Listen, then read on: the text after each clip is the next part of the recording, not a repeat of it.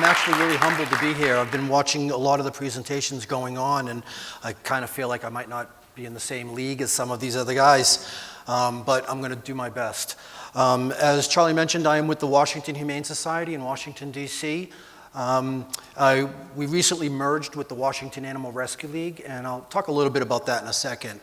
Just to give you a little background about WHS, we are the only congressionally chartered organization in the country.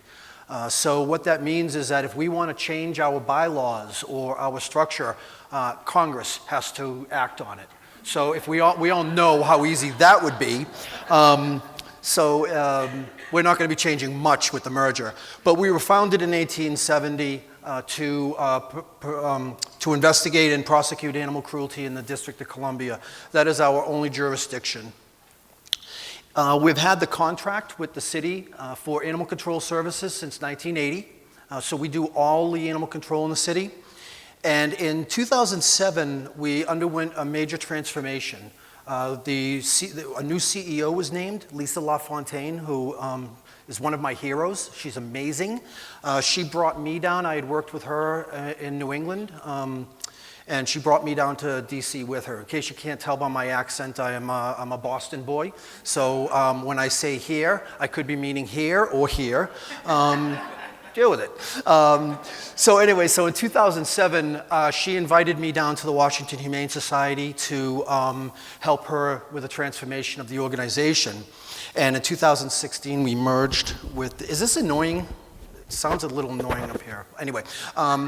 In 2016, we merged with the Animal Rescue League, creating one facility in DC. So now there is only one agency doing all animal work in the District of Columbia.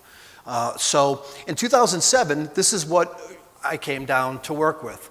Lisa invited me down and said, I have a shelter that we need to do some work on, brought me down. We had a 30% live release rate. Pit bulls were euthanized within 5 or 10 minutes of walking in the door. There was no ban in the city. It was a policy of the organization. We had really strict adoption procedures.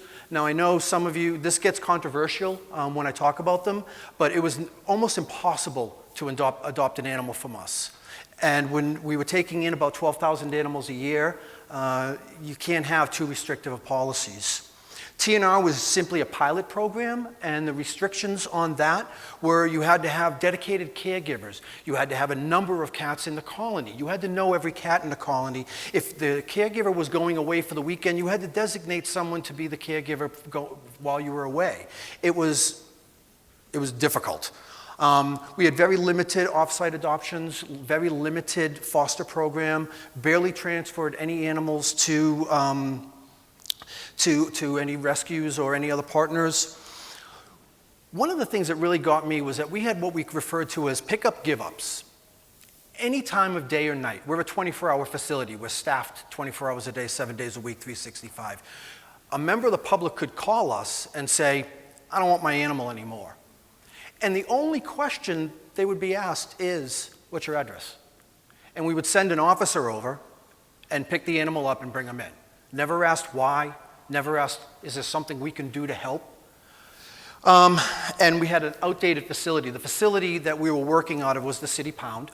It was built probably in the 1960s, and it was designed to hold animals for 5 days and then euthanize them. So there was really no real adoption places to work out of. So we started our turnaround. First day on the job, I went to a senior staff meeting with Lisa, and we said, effective right now, the pit bull policy is gone. That's first and foremost, it's gone. Staff didn't know how to handle it. I'm going to talk about that in a minute, but that was our first thing right out of the gate.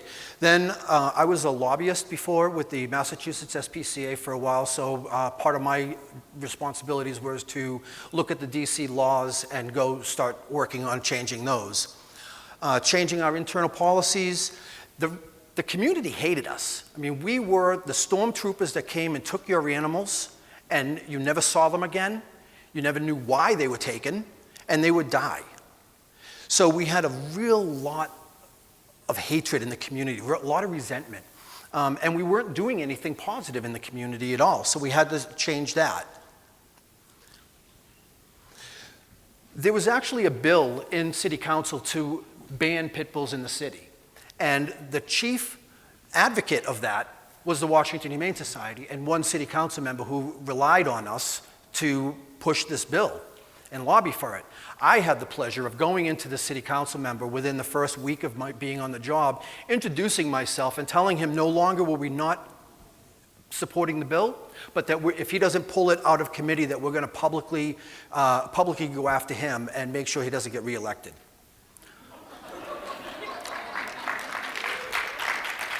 Incidentally, right now he works for a nightclub as their PR person. In a lot of these other workshops, I just want to say this because I've noticed, like I watched Mark. Mark's done amazing work in all the places he's been to, and I watched the people from Texas and all that, and everyone seems to have gone into the community and their city council and all that, and worked with them, and been really nice and all that. And I feel like we came in there with like a bulldozer, and we were just like, no, this is changing now. Rrr. You'll see some evidence of how that worked. The staff were terrified. Now imagine if you would, how many of you actually work in a shelter or, okay. Imagine if you were taught that pit bulls were to be afraid of, that pit bulls were dangerous. It was your first job, everyone you looked up to, everyone you learned from told you that, and all of a sudden these two new people came in from out of town, which DC, everyone's transitional, so these two New Englanders come in, one has a really funny accent, and they say, are you kidding me? They're just a dog. There's nothing to be afraid of. It was really hard for staff to take to, especially our training and behavior team. They didn't know how to do evaluations on pit bulls.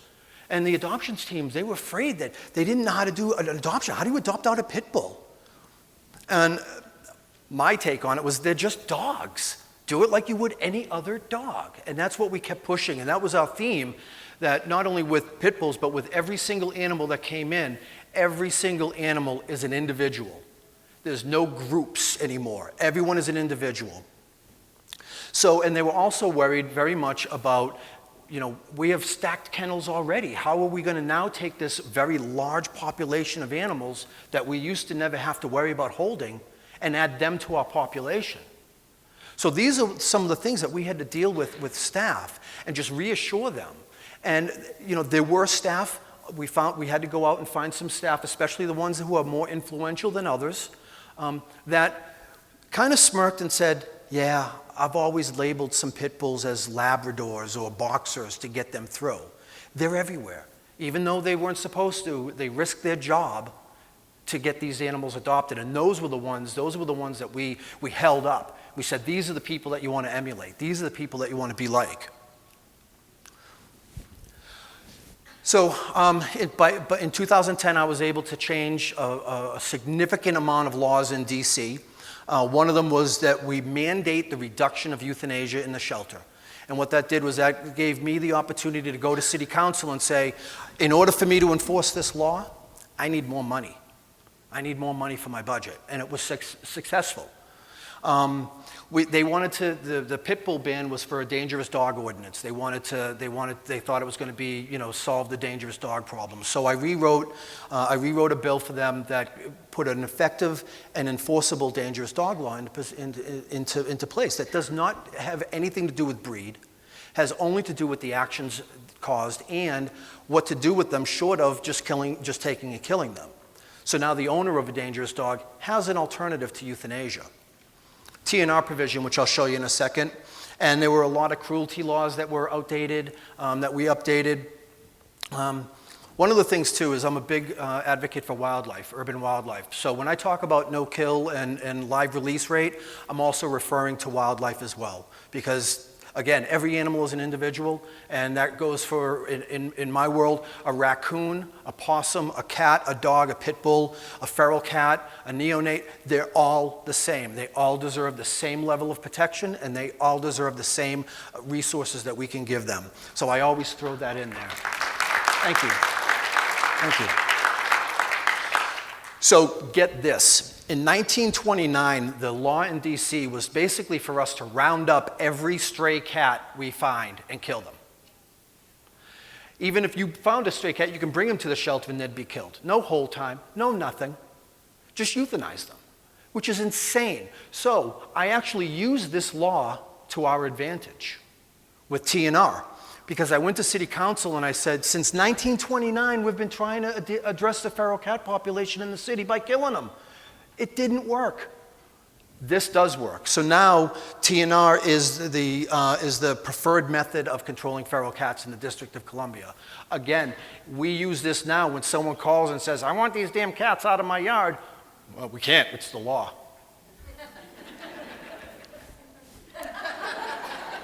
We think of things, we think of these things. We also had to think really quickly about how to manage the flow of animals coming in.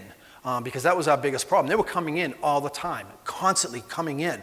So we gave up pick-up give-ups. We ceased that right away. And what we did was when someone called, we started asking them, why do you need to give the animal up? What can we do to help? What resources can we give you? Are you in a financial situation where we might be able to give you free food to help you over the hump? Are you having behavioral problems? Can we have our trainers call you and talk to you about how to resolve some of these issues? Is it a housing issue? Can I talk to your landlord? Can you hold on to the animal and we'll help you rehome it? So it was things like that we had to get the staff to start rethinking about the way they did everything, to stop just saying, okay, bring them in. And that goes to our managed intake, the same thing. Now when someone calls just to give up an animal, not even for a pickup, we set an appointment with them and we provide resources and we try and convince them to do other things in other ways. Has anyone ever heard of the PMT, Population Management Team? I thought we invented this, but then when I said that it was a great idea that we came up with, my coworkers said, Scott, we stole that from someone else. Basically, it's a team of people. Someone from our medical team, someone from our adoptions team, someone from every team within our organization, every single day goes through and looks and talks about every single animal. Now we have about, on average, close to 250 to 300 animals a day. It takes a while. And they make a list. And every day around 2 or 3 in the afternoon, the PMT list comes out to a large group of people. And it will have the animal and their A number, and it will say something to the effect, it could be anything from front desk people, this animal is not properly sexed in the record, all the way down to this cat is trembling in the corner, he needs foster home. And then everyone from those departments are required to come back to the group. That has been corrected. I reached out to foster care for this animal. This animal now has toys in the run. This animal's bed was changed out because he was chewing on it, or whatever it might be. So every single day, every single animal, we look for it, and the goal is to figure out what we can do for this animal right here and now, and how we can come up with a live outcome for that animal. We overhauled our adoption policies. Like I said before, we didn't do same-day adoptions, you did home checks, and now I'll tell you, we had a group of volunteers, and they went to people's homes with a checklist. And if you got a check on that list, not only were you not getting this animal, you were not getting an animal from us. It would go on the do not adopt list. It was insane that these animals who we could get out, like 8, 10-week-old kittens, social, in groups, people want to take them into their families. They would have to wait 3, 4, 5 days. And those cages were needed. We needed that space because animals were dying. So we got rid of all that. Now you sit down with a counselor, whether that's a staff member or a volunteer, you have a conversation. It's just a conversation. And we make sure you know what you're getting yourself into. Have you ever had a cat before? Well, I've had older cats, but I've never had a kitten. Well, wear long pants and don't let them climb up your legs, Things like that, So it went from being impossible to, really easy to do. Our foster and rescue program, we actually have, in the foster/rescue program, we have 5 full-time staff members dedicated just to foster and rescue. And it's amazing. They do an amazing job. We have hundreds and hundreds of animals in foster care at any given time. and our community-based programs, which I'm going to talk a little bit more about in a second. But we went out into the community. We got this nice new RV, and we started doing events in the community. We started going out to the Whole Foods market or whatever, building up relationships, and we were doing adoptions right from the vehicle. We were doing that every weekend day and 1 day a week. We hired someone just to do that. Our aggressive foster care, again, full-time staff members. Part of the organizational promotional calendar, we found that all of our Pet of the Week features that we did, and we really started increasing our Pet of the Week segments, didn't include foster animals. So now, if it's a TV show, fosters are basically the only ones that go to do the TV shows. If it's the weekly Pet of the Week, we cycle through, and everyone gets to pick. Someone on my direct staff gets to pick who's going to be the Pet of the Week. One of our ACOs may pick who's Pet of the Week this week, but we also have a rotation for foster. So we just started looking at the foster program, increasing its ability to serve more animals. One of the things we do is each year our medical team comes together with our shelter team and decides which medical illness we're going to aggressively work on this year and not euthanize. So we used to euthanize for parvo and ringworm.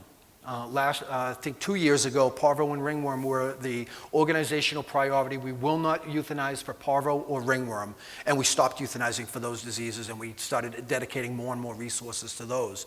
Now that we have the ability to treat those all the time, we know how to do it, we know what's required. Now we're going to start working on other things.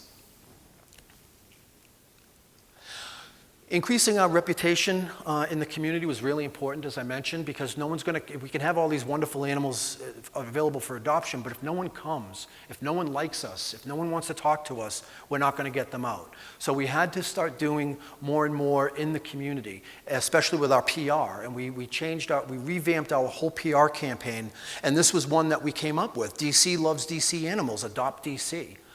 We kind of wanted to go with that local, buy local, shop local feel.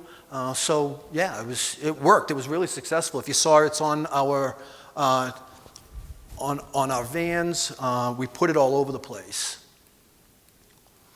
We started doing catchy flyers and stuff like that. The Cat NATO. This was I love this. When the Cat NATO movie, when the Sharknado movie came out, my PR team got right together, and that's what they came up with. And we had no cat adoption fees on one particular day, and it was enormously successful.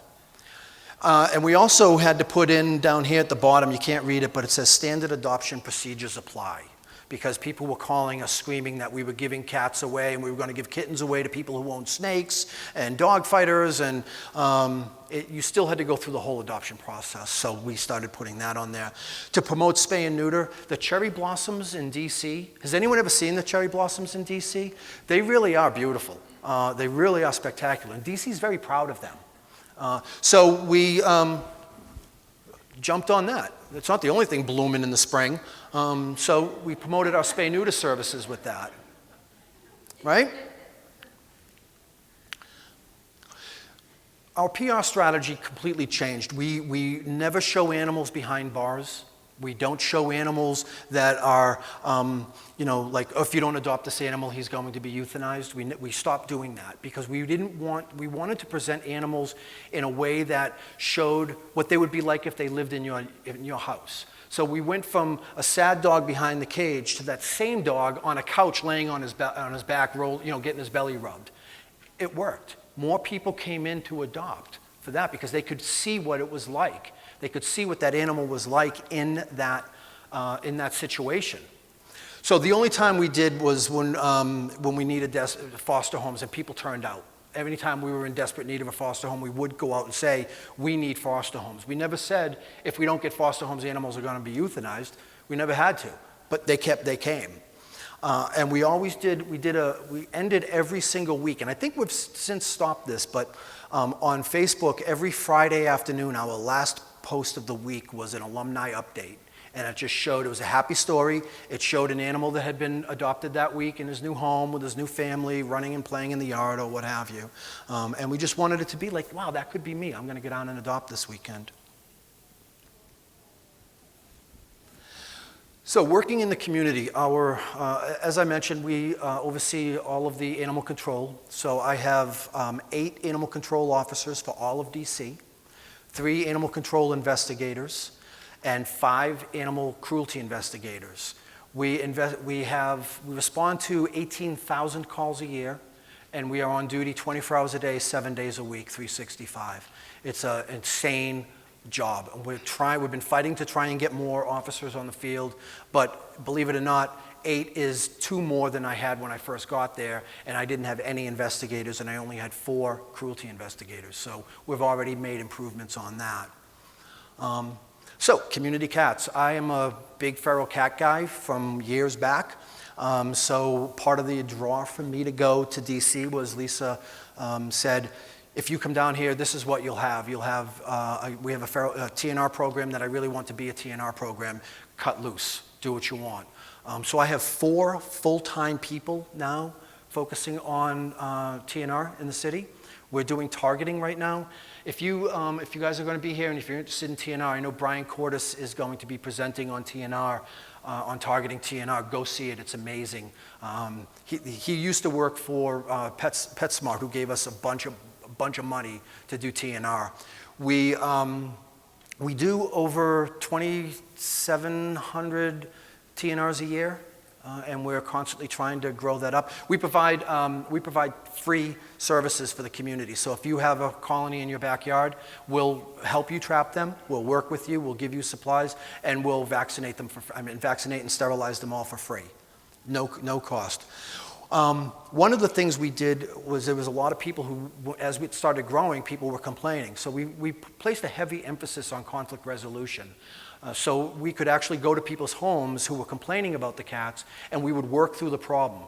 We didn't want to just say, now you have no choice. Like I said earlier, well, we can't do anything, it's the law. I joke, we did say that a lot, but we would follow it saying, what are your concerns with these cats? What can we do to help you resolve these conflicts you're having with the cats? So all of my team for TNR, they go through extensive training on conflict resolution. And we also take a page out of wildlife conflict resolution. We have a wildlife specialist, and they work hand in hand in conflict resolution because it's all the same. It's all the same. Door-to-door outreach surprised a lot of people. We would target a neighborhood for TNR, and we would actually go door-to-door. Literally, a team of people would go door to door, knocking on doors, asking people, what do you know about the cats in the neighborhood? Do you feed the cats? Do you hate the cats? Do you love the cats? Do you have cats that go outdoors? Are yours sterilized? And we would just go through the gamut of everything. And we would get people on board. We would get people's buy-in and explain to them what we were doing, why we were doing it, saying to them that the only other option is to kill these animals. Do you want them dead? And a few people said, I don't care. But most people said, well, I don't want them dead. I just don't want them peeing in my garden anymore. Like, we can help you with that. We can help you with that. And for the colony caregivers, we provide ongoing care, ongoing assistance to those people in the way of food, medical care. We just started a new community cat medical fund that if a community cat has an injury, because for years we would sterilize these animals, put them back out, and then something would happen to them, and there'd be no one that could pay for the treatment. And it just didn't seem right that we would sterilize an animal, put him back out, and 6 months later he came in with a busted jaw or something, and he would die because of that. My cat wouldn't die because of that. So we started a fund, and it's been successful. Most of it's been going to dentals. We had a feral cat who the caregiver called and said, I don't know what's going on. He's not showing up every single day. When he does show up, he's barely eating. He's just really looking haggard. And he was only like 8 or 9 years old. Well, we trapped him, found out that he had really bad dental issues. So we took his teeth out. It was easy. It was an easy fix, right? How many of you are familiar with the Petzval Life program? If you're not, you should be. This is such an amazing, in my mind, this is the missing link that humane societies have been missing out on for years. Petzval Life basically goes into these underserved communities, and they go door to door and provide free services and work with pet owners who might not have the money to get, to have the things that you and I do. For instance, in DC, there's a large section of DC that is well below the poverty line in Southeast DC, and I'm sure all of you have heard stories of DC. It is pretty bad in some sections. And, you know, people's old way of thinking was, well, they shouldn't have animals. And that's just not right. They love these animals. They truly, truly love these animals. And you know what else? These animals truly, truly love those people. They just don't have the same things we do. You know, for instance, how many of you have dogs? How many of you in the past year have bought your dog a Kong toy? Right. How many of you have thought about the cost of a Kong toy? Right. A Kong toy is equal to 4 days worth of food. A wand toy for a cat is equal to about a week's worth of food. So these people who are barely living paycheck to paycheck, when they go into, they don't go into pet supply stores because there are none in these neighborhoods. They go into the local 7-Eleven or the supermarket, and they go up to the pet aisle, and they pick between a toy or food. It's an easy choice. We'd all make the same decision. So Petzval Life is designed to go in and give them those supplies. How many of you at shelters have people just coming in and donating crap to you all the time? We do. I mean, it's unbelievable. We have a big bin that we used to just keep leashes, bags of food, this, that, toys, blankets, everything. And it just sits there, or it gets thrown out. Not us. We take it into the community where it's needed, and we knock on doors, and we talk to those people, and we have fun with those people, and they genuinely appreciate it. And we give them free everything. Everything is free, and they just really, they appreciate it so much that some of them even turn around and become volunteers for us, and they give back to us. I put this down here. If you are interested and don't know much about it, or even if you do and you're still interested, HSUS has a Petzval Life webpage. You can download what they refer to as their toolkit. It's a book that gives you step-by-step instructions on how to do this. It's amazing. And just the way you have conversations with people. You know, Mark, if you were here for Mark's presentation, he talked about how, you know, in his old neighborhood, the white people came into his neighborhood and educated them on something new. You know, he's right. You know, I love Petzval Life. I don't get to do it as much as I want to because I don't fit into that neighborhood. And there's a level of distrust because I'm not from that neighborhood. So we have people from that neighborhood who grew up in those neighborhoods going in and talking to them and giving them the supplies, and it works. And I was just told I only have 5 minutes left, so I'm going to go through a little bit. Animal control, we moved away from enforcement. We don't just go out and grab people's animals. We're more in talking to them about how to resolve problems. If your dog got loose, we'll try and bring them back and say, what's up with your fence? You know, let's work on fixing your fence, or you know, talk to them rather than punishing people. We just talk to them. We would evaluate what's really needed rather than what's being done. Like this whole pick-up, give-up thing. We looked at every aspect of what we were doing and whether or not it was really needed, because that freed up a lot of time for us to do things that really were needed. Wildlife, again, we only take sick or injured now. We used to take anyone called up saying there's a raccoon knocking over my trash can every day. We would actually go out, take that animal and kill it. That stopped. That was another thing that pretty much stopped on day like 3 when I found out about it. And they have to go out, each one of the officers has to go out once a month and present at a community meeting. So at the Neighborhood Crime Watch or the community, you know, the Glover Park Neighborhood Association, these guys are always out there. When they interact with the community, they say, hey, if you ever have a community meeting, here's my card, call me. I'd love to come out and do a presentation for you. They know they have to, so they do it. Every single one of my officers are always running around at night. They get overtime for it too, so yeah. And the same with our cruelty investigation. You know, we switched to more community policing rather than just stormtroopers going out and taking animals. My saying, and I know my officers get fed up with me when I say it because I say it often, it's I want to see more cases solved in the living room than the courtroom.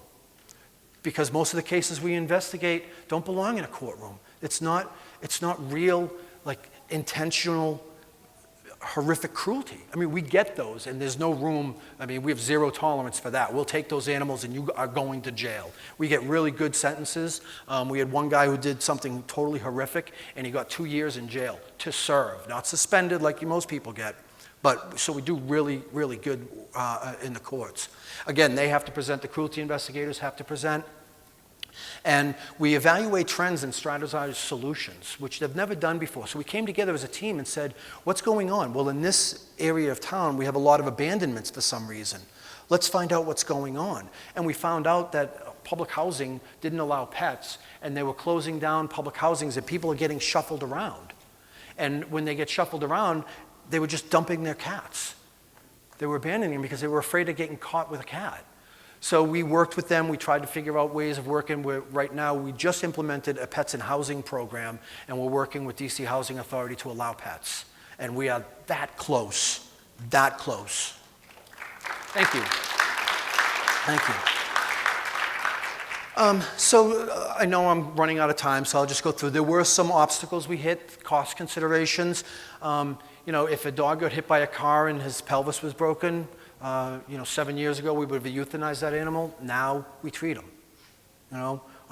That costs more money than euthanizing them, trust me. But it's worth it. It's worth it. We had our food and litter and supplies, that expense went up a little bit. But our medical costs, the cost of euthanasia and disposal and all that went down, so it was a little bit. As I mentioned, overtime, the officers and staff love when you get to say free overtime. All you got to do is talk to people. And we reallocated staff. For the Petzval Life program, we had a Humane education program that was going into the schools. I love Humane Ed. I've done it for years. But Petzval Life had more of metrics had more of an immediate, you could see the results immediately. So we did away with our Humane education program, and she now does the Petzval Life program. Okay, so does this work? Here's our live release rate today. So we went from 30% and we're at 90. I checked, thank you. Thank you.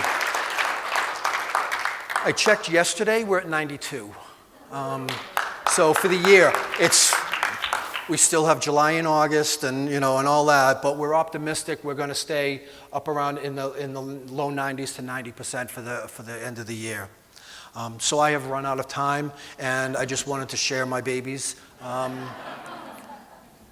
And I also want to say that this is my dog. He's blind. And this is my first presentation that I have gotten through without mentioning Tom Brady of the New England Patriots. And he is named after Tom Brady of the New England Patriots. So thank you very much.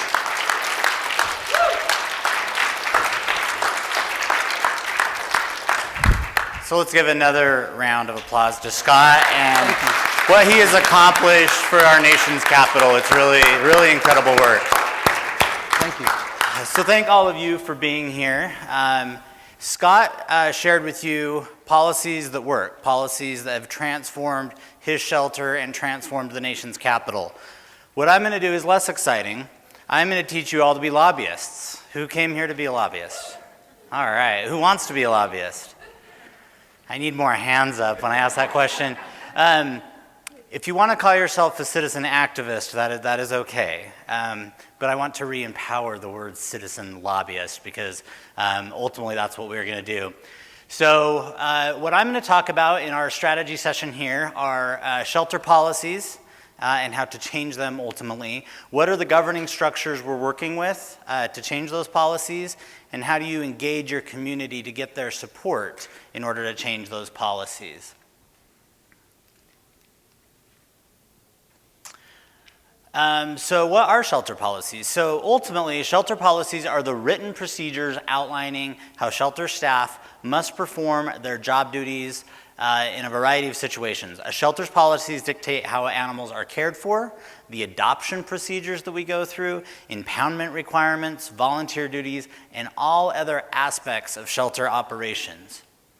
So, types of policies. This applies to almost every shelter in every state except for apparently Washington Humane would also need Congress. I guess we would substitute state law with congressional approval. But our shelters, our animal shelters in our state, are ultimately governed by the statutes that our state legislatures have adopted. That's the ultimate framework that sets up, in most cases, hold times, what types of facilities can be government shelters or hold a government contract, any number of things. Then we have local ordinances, so laws that apply locally that are adopted by city councils and county governments, and they fill in the holes within the framework that the legislature has set up for how animal control ultimately works at that local level. And then there are shelter policies that are just shelter specific. So it's set by the director and or governing entity for each individual shelter, and those are also incredibly important and something that we want to positively affect. So I wanted to show you an example of problematic policies. Scott, I think, illuminated this rather well. But one thing that we encounter in Utah and across the country that we continue to combat are problematic ordinances that prevent our trap, neuter, return programs, breed discriminatory laws and ordinances, maximum hold times. So some shelters have a policy or might be dictated by a law. If this animal's here for more than 5 days, in some cases, that animal is killed. And clearly that is not a good thing. There are bans on treating medical issues, like Scott was saying, and of course we'd want to change that. And euthanasia criteria, procedures for euthanasia, but most of the time lack thereof, that there's really no set written rules of how a shelter comes to a euthanasia decision or how that euthanasia is carried out. And of course there's many others. This is just a quick smattering of problematic policies. So, how do you find your shelter's policies? So who here works in a shelter? All right, that's a good chunk of the room.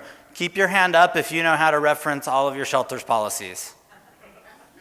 Actually, that was pretty good. So shelter staff, I hope you know where to go to read your policies. Now, who's here from a rescue? Do you know how to access the policies for the shelters you work with? Keep your hands up. And I see almost zero, a couple, which is good. So ask.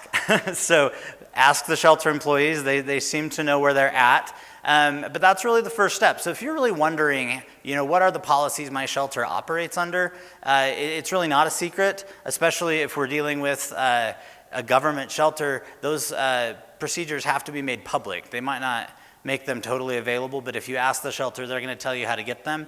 And really transparent shelters actually will put them on their website, so you can actually access how they make decisions, what their procedures are for care, so on and so forth.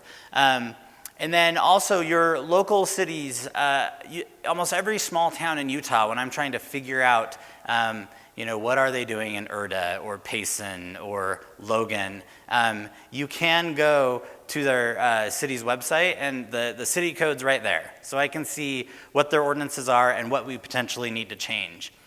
I also want to caution you, especially those of us who come from rescue community, beware of lore. And I say that, I still hear things today. Salt Lake County, I come from Salt Lake County, I'm a Salt Lake County guy. I love our Salt Lake County shelter. I love the work that they do, and I know that they do things right, and they try really hard.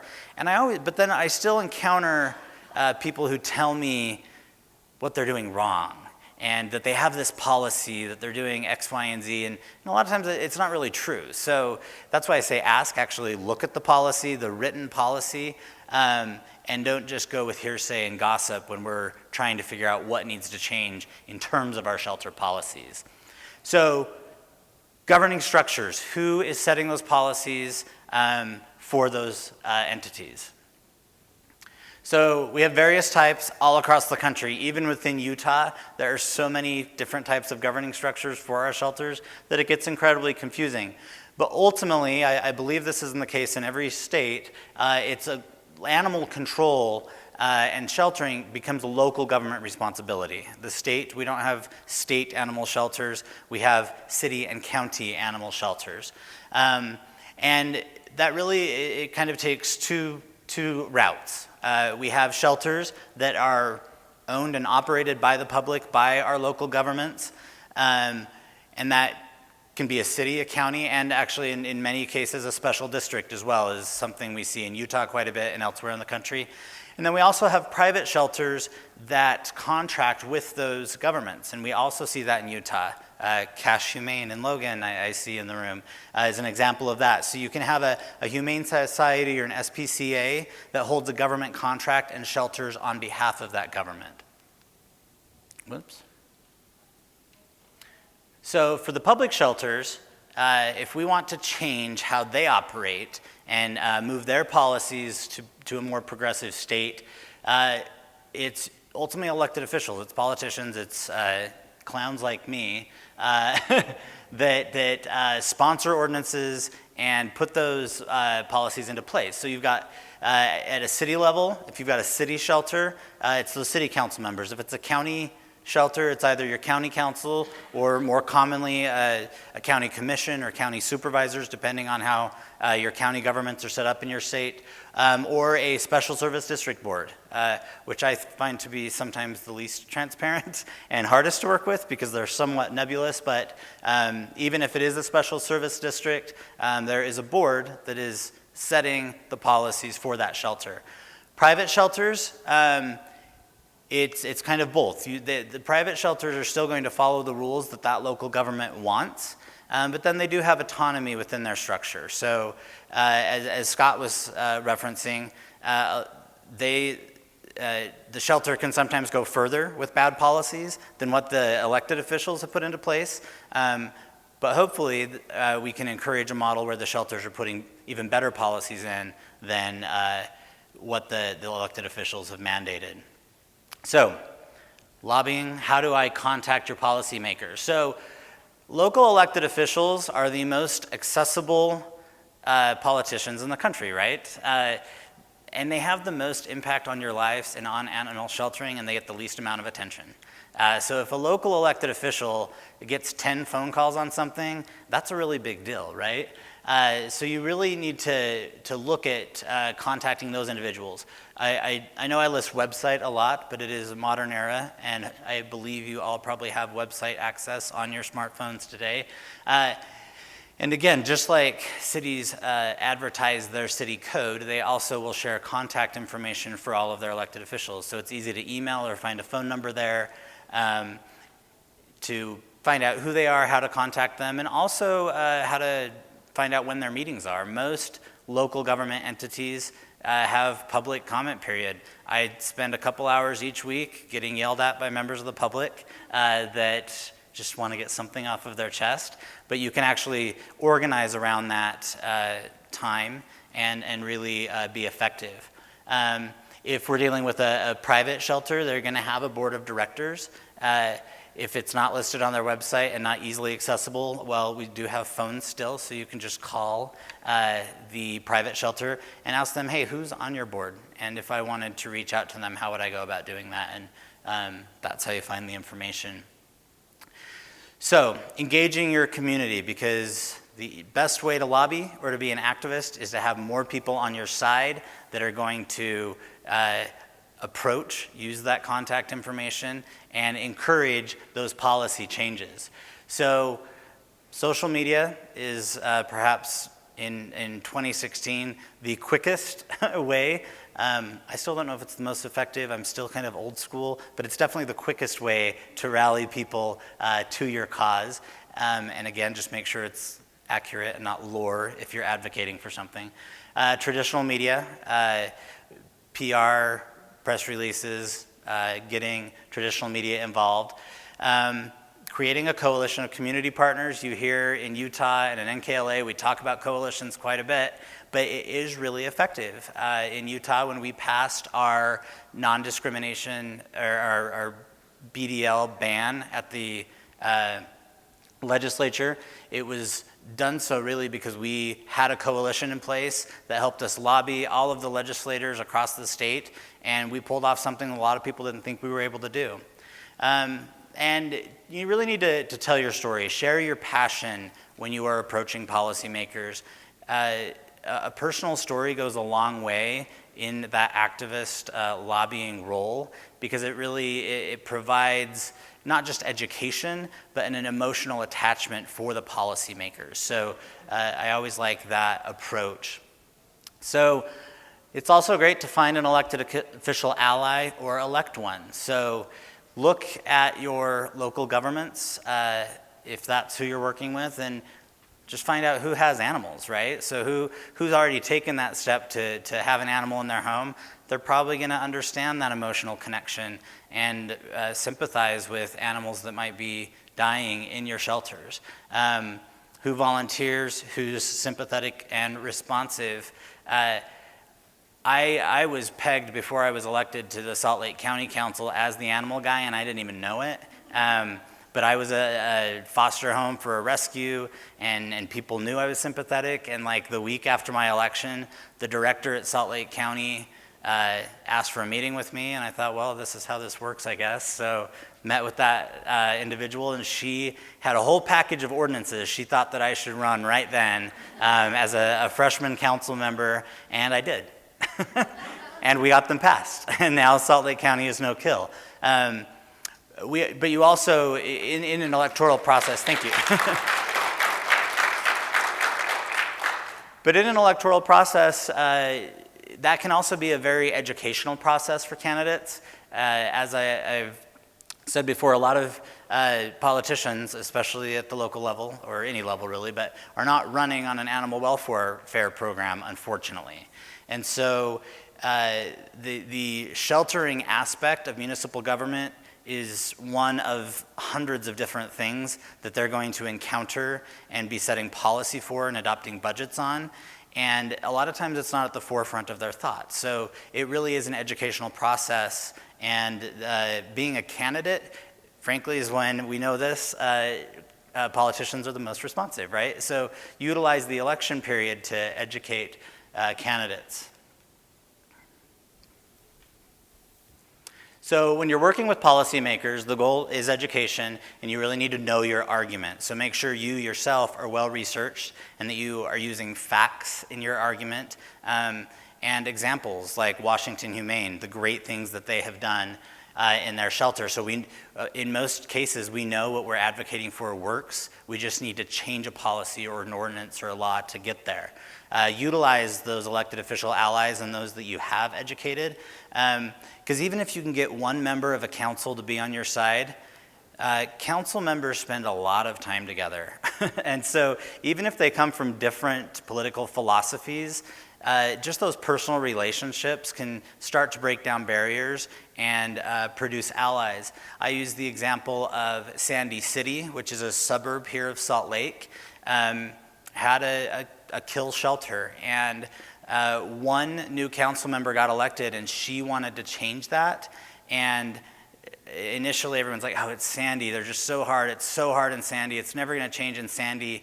And in just a couple of years, she got a majority of her council colleagues to pass a no-kill resolution for their city, and they've made dramatic strides in a very short period of time. Utilize your community partners, and that's coalition members, but it's also businesses. A lot of rescues, 501c3 groups, as well as shelters themselves, have business support, and politicians also listen when business leaders are approaching them. So utilize any ally you have in your community in an effort to convince politicians to change policies. And this is my word of caution to you. Do not start from a place of being adversarial. I'm always amazed when I meet with a constituent or I'm going to that public comment hour, how many people come into the conversation already thinking you're against them. They just want to argue. They think you're a politician. You are not on my side. And I always find that really funny because it's most of the time they're wrong about how I personally feel about something. But also, if you're trying to convince someone to come to your side, don't treat them like a bad person. It's not a good way to go about things. And also, never give information in this process, or misinformation. Never give misinformation in this process. If you're trying to build that trust and make your argument, you got to make sure you've got facts and that you're sharing factual information. Because the first time you fib on something or don't give a whole truth, that policymaker is not going to trust you going forward. And so it's very important that you're giving factual information as a citizen lobbyist. So what do we hear all the time? Scott kind of mentioned this too. We hear a lot of budget objections. City council members, county commissions, they don't want to go no-kill. They don't want to adopt these policies because it's just going to cost too much money. You know, the taxpayers aren't going to support it.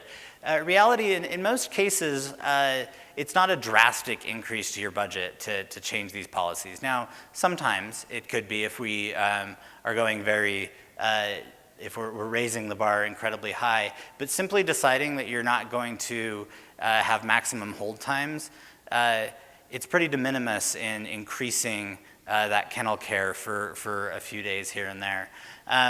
But also you can have offsetting fees for how you're going to make up for the increase in budget. So you can also start to demonstrate additional revenue for your shelter in a number of different ways. But one thing that we did in Salt Lake County is the first time your dog was running stray without a license and you were able to redeem it, your fine for doing that was only $10.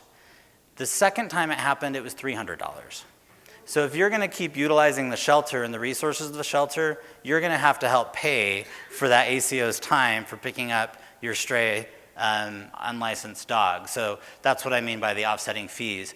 But also I encourage donations. So if you're a shelter, I know rescues are constantly fundraising and asking for donations, but a lot of times our government shelters are just going to sit back and go with the taxpayer and fees money. But the reality is shelters themselves can raise money. And I know there's a number of sessions here at the conference that actually can touch on that.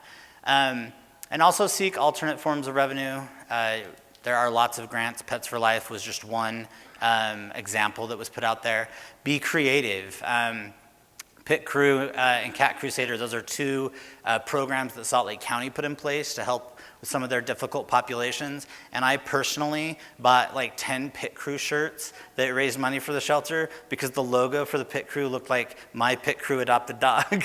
But that was a fundraising effort for the shelter. Efforts to save taxpayer money and raise your own revenue is often rewarded by elected officials. And it seems counterintuitive, but when the shelter staff is doing all they can to raise their own money, a lot of times the public officials will say, well, okay, we can maybe increase your budget a little bit here and a little bit there because you're working so hard and doing so much on your own. So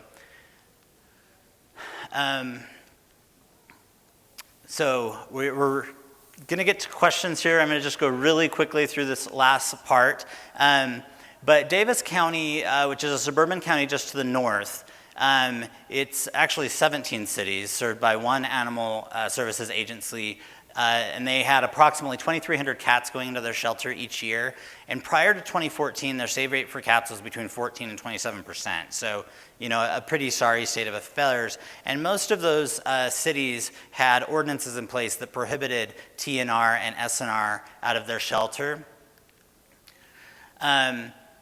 And so what happened was a community cat caregiver was confronted by an animal control officer, and she was told that all of the cats she was caring for needed to be impounded, that she couldn't feed freely, and she knew that if you impound all my cats, there's no positive outcome for them at that point. So she immediately set forward to make some change. And ultimately, the solution for that problem was to implement TNR throughout Davis County. The state of Utah has adopted a permissive community cat act, but local communities have to opt into it. Our coalition supports TNR, so we wanted to help this individual in that effort. And actually, we had a new director, you heard from him at the general session this morning, who was on board. He thought, yeah, we could do TNR. And so this caregiver contacted the shelter, contacted best friends, and but it was quite the effort, right? So we had to go to 17 city council meetings to get them to change their ordinances, and we did that. We got some publicity out of the local paper. We actively engaged the community and got it implemented actually now in 16 cities. So all but one city in Davis County now has TNR, and we're going to get that last one real soon. But now the shelter save rate is up to 90% for the first time. And I think Clinton said this morning they're actually at 94%. So it's really incredible that by having alternatives for our cat friends, we really can get to that higher save rate. And they're maintaining a 90% save rate in Davis County now, which is just incredibly exciting. And that change ultimately started with one community cat caregiver saying, no, you're not going to impound my cats. So. Scott, why don't you come back up, and we've got just a few minutes. We'll answer any questions you have.